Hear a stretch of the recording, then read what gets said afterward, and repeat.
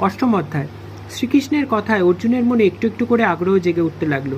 তিনি ঈশ্বর, ব্রহ্ম, অধ্যাত্ম, যজ্ঞ, অধিযজ্ঞ ইত্যাদি ব্যাপার সম্বন্ধে একটার পর একটা প্রশ্ন করতে লাগলেন, আর ভগবান শ্রীকৃষ্ণ একে একে তার উত্তর দিয়ে চললেন। ক্রমশ অর্জুনের মন কৃষ্ণময় হয়ে উঠল।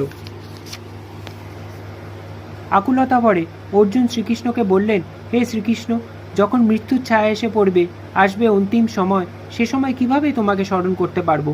ভগবান শ্রীকৃষ্ণ বললেন, অর্জুন, মৃত্যুকালে মানুষ যে চিন্তা করতে করতে দেহত্যাগ করে, পরজন্মে সেই চিন্তার মধ্যেই সে জন্মগ্রহণ করে। তাই মৃত্যুকালে কেউ যদি আমাকে স্মরণ করে দেহত্যাগ করে, তাহলে পরজন্মে সে আমাকেই পায়। অতএব অর্জুন, তুমি আমার কথা শোনো। এই সাময়িক মনের দুর্বলতা ফেলে দিয়ে তুমি আমাকে সবসময় মনে রেখে যুদ্ধ করো।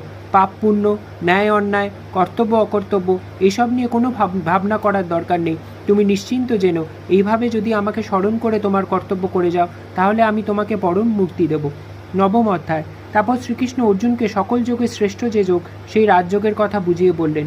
সমস্ত মহাশূন্য ব্যাপী যেমন বাতাস আছে, অথচ সে বাতাসকে দেখা যায় না, তেমনি প্রত্যেক প্রাণীকে আশ্রয় করে আমি রয়েছি। বাতাসের মতোই অব্যক্ত, অদৃশ্য হয়ে আমি চরাচর ছেয়ে আছি। এই যে চারিদিকে গাছপালা, মানুষ, জন্তু, নানা বিচিত্র জিনিস সব দেখছো, যখন প্রলয় আসে তখন সে সমস্তই আমার মধ্যে অদৃশ্য হয়ে যায়। অর্থাৎ চারিদিকে যেসব জিনিস ইন্দ্রিয় দিয়ে দেখছো, সবই নশ্বর, একদিন না একদিন নষ্ট হয়ে যাবেই। এবং এইসব অবিনশ্বর জিনিসের মধ্যেই বিরাজ করছেন ভগবান, যার মৃত্যু নেই, নাশ নেই, ক্ষয় নেই। তাই প্রলয়ের কালে তিনি শুধুই একা থাকবেন জেগে, আবার তার থেকেই শুরু হবে নতুন প্রাণের সৃষ্টি। এভাবেই প্রলয় আর সৃজনের মধ্য দিয়েই চলছে সৃষ্টির এই বিচিত্র লীলা। এই নিত্য পরিবর্তনশীল বিচিত্র সৃষ্টির মধ্যে তাই একমাত্র অপরিবর্তনীয়, স্থির, ধ্রুব যে জিনিস, তিনিই হলেন ঈশ্বর, তিনিই ভগবান। সামান্য পরিবর্তনে মানুষ বিচলিত হয়ে ওঠে, আঘাত পেলে কাঁদে, মৃত্যু দেখলে ব্যথিত হয়। এই প্রচণ্ড প্রলয় আর সৃজনের নিত্য পরিবর্তনের মধ্যে আমি থাকি উদাসীন। এর কোনো শোক বা দুঃখ বা ব্যথা আমাকে স্পর্শ করে না। আর যেসব জ্ঞানী লোক আমাকে জানেন, তারাও এই পরিবর্তনে কোনো দুঃখ পান না।